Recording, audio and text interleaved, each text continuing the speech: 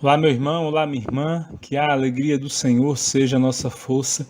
E hoje, Padre José Augusto vem nos trazer uma rica reflexão para que venha aquecendo a nossa fé nessa quaresma. Que através dessa oração nós possamos lembrar da experiência que tivemos com Jesus, que nós possamos lembrar de como Jesus nos encontrou, de tudo o que Ele fez em nossa vida e que possamos no Senhor começar uma vida nova. Meu irmão, minha irmã, presta bastante atenção a essa reflexão hoje e começa uma vida nova com Jesus. Amém? Que Deus te abençoe, fique na paz, inscreva-se no canal que todo dia tem várias reflexões e Deus te acompanhe. Um dia nós iremos ressuscitar e nós estaremos com o Senhor na glória, na eternidade. É isso que nós estamos nos preparando, né? Cristo realmente venceu a morte, Ele venceu o pecado e as portas dos céus, elas se abriram para nós. Por isso que no decorrer do ano, no domingo, que é o dia do Senhor, as famílias se reúnem para celebrar essa Páscoa, que acontece de domingo a domingo, até o dia em que acontecer a grande Páscoa nossa também, onde nós iremos passar desta vida para a outra com a graça de Deus, para nós estarmos com Ele. Nesse tempo de pandemia, infelizmente, muitas pessoas ficaram sem poder participar da missa, e tem muitas outras que não estão ainda conseguindo. E já se fala aí de uma grande pandemia que vai acontecer novamente. Já tem cidades que já estão se fechando tudo, está um lockdown de novo. Ontem mesmo 2 pessoas, até da comunidade, falavam comigo que estavam com medo que, lá na cidade onde elas moram, iam ficar sem missa novamente. Mas os cristãos foram lá e exigiram, e as missas vão continuar. Então, essa felicidade de poder participar do sacrifício da missa, esse desejo precisa estar dentro do nosso coração, porque é a nossa Páscoa. Hoje, no segundo domingo, nós nos deparamos com essa grande experiência que Pedro, Tiago e João tiveram. É interessante que quando nós vamos para a Terra Santa, né? E é uma viagem muito cansativa, é quase aí por volta de 20 horas de viagem, quase isso, né? Imagina, você pega o avião aqui, atravessa o Oceano Atlântico, vai para a Itália, depois aguarda um tempo lá, ou às vezes já sai correndo, e os peregrinos naquela ansiedade, né, de chegar na Terra Santa. Às vezes a gente chega de manhã cedo, às vezes a gente chega no final da tarde, mas chega todo mundo cansado. Aí a gente desce lá no aeroporto de Begarion, e aí pegamos o ônibus e nos dirigimos, que é ali Tel Aviv, aí nós nos dirigimos para a Galileia. E ali o guia, obrigado. O guia, ele vai falando, né? Mas ali no balanço do ônibus, e o guia falando, aí o pessoal começa a dormir por causa do cansaço todo. Mas quando a gente vai chegando na Galileia, porque são 2 horas de viagem de Tel Aviv para lá, porque aqui é na Judéia, a gente desce na Judéia e vamos para a Galileia. A Galileia quer dizer um conjunto de montanhas, né? A Galileia é isso. Aí quando a gente está chegando lá por perto de Nazaré, aí nós vemos a Montanha Santa, que é o Monte Tabor. Aí o guia diz: está vendo aquele monte lá? É o Monte Tabor. E parece que o pessoal cria uma força, né? Aí todo mundo acorda e fica todo mundo olhando, porque já no dia seguinte é para lá que nós vamos, né? E aí é uma subida de 575 metros acima do nível do mar. Vocês têm capacidade de entender isso? Subir essa montanha Aí o guia começa a brincar, né? Nós vamos subir esse morro todo aí hoje. Aí o pessoal já fica meio assim, mas como? Porque para subir aquilo aí dá mais ou menos 1 hora de subida. Imagina aquelas senhoras tendo que subir, né? Aí tem uns carros lá que é tipo uns táxis que nos levam, dá mais ou menos uns 5 minutos de subida. Imagine, entre 5 a 7 minutos de subida de carro, calcule isso a pé. Dá entre 45 a 1 hora de subida. E ali nós chegamos nesse tal lugar aonde Jesus subiu para rezar. Se fala que lá na Galileia, Jesus, quando queria fazer um bom momento de oração, ele ia para o Monte Tabor. Lá na Judéia, era no Monte das Oliveiras.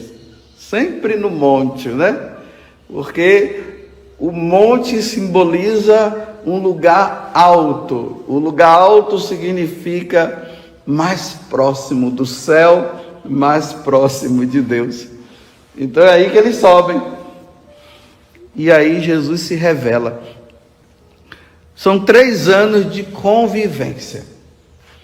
Lá no Evangelho de São João fala que Jesus fez o primeiro sinal, o primeiro milagre. Ele transformou a água em vinho e os apóstolos ficaram assim admirados. Naquela chamada boda de Caná. Mas até então, né, eles ainda não estavam assim, entendendo. Ele sabia que aquele homem tinha feito um grande milagre. Mas quem é esse homem, na verdade? Jesus tinha que levá-los à compreensão de que ele não era apenas um homem. Era preciso que eles tivessem a experiência também com a divindade. A natureza humana é a natureza divina. Então, quando Jesus leva eles lá para o monte, depois de 3 anos de convivência, e eles ainda nesse processo de entendimento, ali acontece esse grande mistério. Jesus se afasta um pouco, Pedro, Tiago e João ficam um pouquinho à distância. Lembremos que é a mesma cena do monte lá, do Monte das Oliveiras, né? Quando Jesus sua sangue, ele leva também Pedro, Tiago e João. Quando ele tinha alguma coisa importante, ele chamava Pedro, Tiago e João. Então, quando chega lá, eles ficam, e de repente Jesus começa a rezar, e ali vai acontecendo uma transformação. Eles ficam encantados, né? Jesus vai ficando branco, as vestes dele vai ficando naquela claridade, uma claridade que eles nunca viram, que eles dão até essa expressão, né? A roupa ficou brilhante e tão brancas como nenhuma lavadeira sobre a terra poderia alvejar, né? Aí eu vou dizer assim, nenhuma máquina de lavar, nos tempos de hoje a máquina de lavar, nenhuma máquina de lavar conseguiu deixar a roupa tão branca, mas brilhava. Experiência do céu. E aí Pedro vai à loucura, porque na verdade Pedro fica sem saber o que fazer diante daquela transformação, aquela transfiguração. Jesus mostra a divindade que até então só era vista somente a sua humanidade. As pessoas só viam a pessoa a natureza humana de Jesus. Então ele ia andando para lá, era um grande profeta, alguns confundiam com Elias, um grande homem que fazia milagre, mas ver naquele homem Deus, eles não viam, mas naquele momento eles viram a divindade. Pedro ficou sem saber o que fazer na hora. Então vamos construir uma tenda e vamos ficar a gente aqui, porque aqui é bom demais. Então é isso que eu quero guardar como meditação para nós hoje. Na verdade, esse aqui não é o aqui da montanha santa, do Monte Tabor, é o aqui do céu. Foi isso que ele viveu. Eles foram transportados para o céu. Eles viram a glória de Deus, aquela glória que Moisés viu, que não viu tanto, eles viram agora ali naquele momento, o Shekinah, que o pessoal fala, quando Salomão construiu o templo, a nuvem desceu, né? E ali o templo foi tomado. Só dá aquele nome de Shekinah, aquela experiência profunda, mas ainda não foi tanto como eles tiveram naquele momento.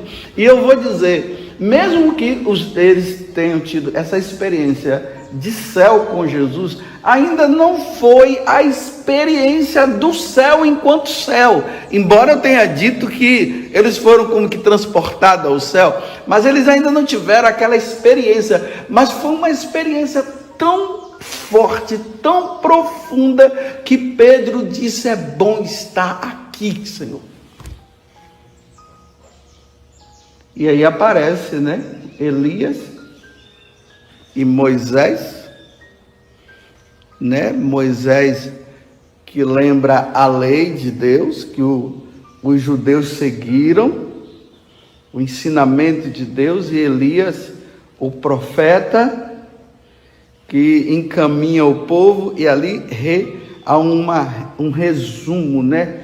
Jesus é a lei, Jesus é o grande profeta que todos eles esperavam. Já não é mais Elias agora, já não é nem mais Moisés, agora é o próprio Deus, é Ele é a lei e Ele é o profeta.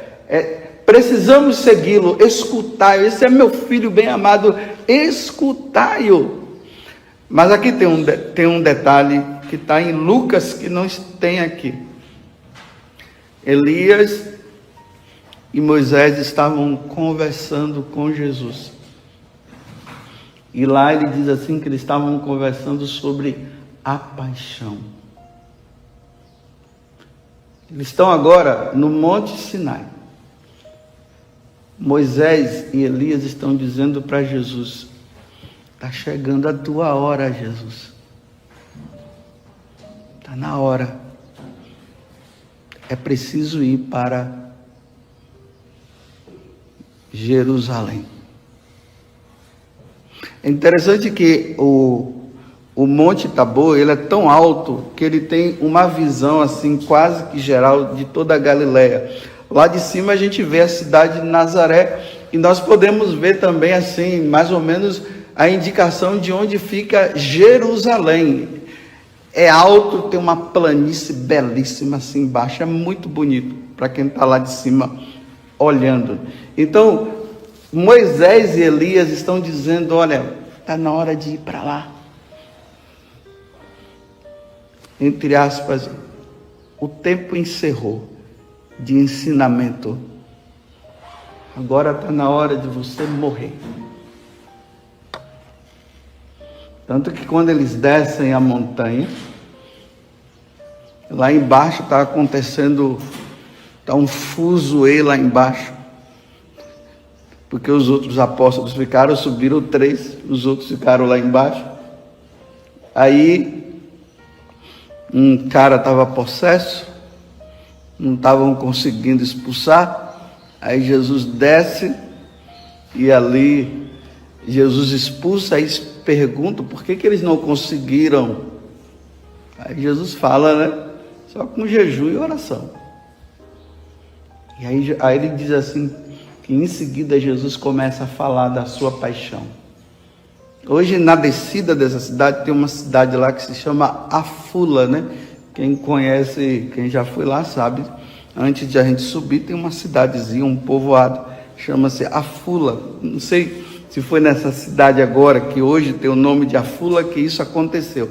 Eu só sei que foi ali na descida, né? Tinha um povoado e lá estava acontecendo essa coisa enquanto eles tinham subido. Aí Jesus começa a falar da paixão, que eles ainda não estavam entendendo. Se lembra que Jesus dá um escapachone lá em Pedro? E Pedro diz assim: não, você não vai morrer, não, a gente não vai te deixar. Jesus: cala a boca, Satanás. Foi ali, porque era preciso que ele passasse pelo sofrimento. Olha bem, era preciso que ele passasse pelo sofrimento, como ia ser preciso também que os apóstolos passassem. Vocês viram na primeira leitura Abraão sendo provado, e depois na segunda leitura São Paulo dizendo o seguinte: quem vai nos separar do amor de Cristo? São as provações. Era preciso que eles tivessem a experiência do céu, para na hora da provação eles não renegarem o Senhor. Na carta de São Pedro, porque São Pedro ele escreve para os cristãos que estavam na Ásia, na Panfilha, e que estavam passando pelas provações lá, estavam sendo perseguidos de tudo quanto era forma. Então ali Pedro começa a falar para eles. Aí Pedro diz assim: olha, sejam firmes e continuem, porque aquela experiência, eu estou fazendo com as minhas palavras, né? Porque aquela experiência que nós tivemos lá no Monte Tabor, que hoje dá o nome de Monte Tabor, foi demais. Então, se vocês passarem por essas provas aqui na terra, vocês vão ver o que nos espera lá na eternidade. Vale a pena tanto sofrimento, vale a pena tanta penitência, vale a pena passar por esse tempo de pandemia, que muitas pessoas ficam se perguntando: mas por que Deus permite? Por que Deus não elimina isso? Aí tem uns que são fortalecidos e dizem: eu vou ser fiel, mesmo aqui eu não vou ficar culpando Deus por nada não, igual o Jó, né? Quando foi provado, se Deus tirou, louvado seja o nome do Senhor, e nem isso Jó pecou. Como tem outros que podem estar dizendo: eu não quero mais saber, Deus não tira esse negócio aqui. Sim, a pandemia também é um tempo de provação. Primeiro, para nós observarmos, né, que nós não somos deuses e quem manda é Deus. Deus é Deus. Se Ele quiser tirar, Ele tira. Se Ele não quiser tirar, Ele não tira. Mas, meus irmãos, para chegar na experiência do céu, nós teremos que passar pelas provas aqui na terra. E aquelas experiências que nós tivemos com Deus, porque cada um aí deve ter tido algum tipo de experiência com Deus. Porque ninguém vai passar por essa terra sem ter uma experiência, vai ter as suas experiências. Agora você esqueceu daquela experiência que você teve, porque na hora da prova, porque agora você está sofrendo, você esqueceu? Não, Pedro não esqueceu, por isso que ele foi crucificado. E quando ele foi crucificado, o que é que dava força? A montanha, a experiência de céu que ele teve: daqui a pouco estarei lá. Mas ele só pediu uma coisa: me coloquem de cabeça para baixo, porque eu não sou digno de morrer como o meu Senhor morreu. Aquela experiência o fortaleceu. Por a tua vida e o coração modificar.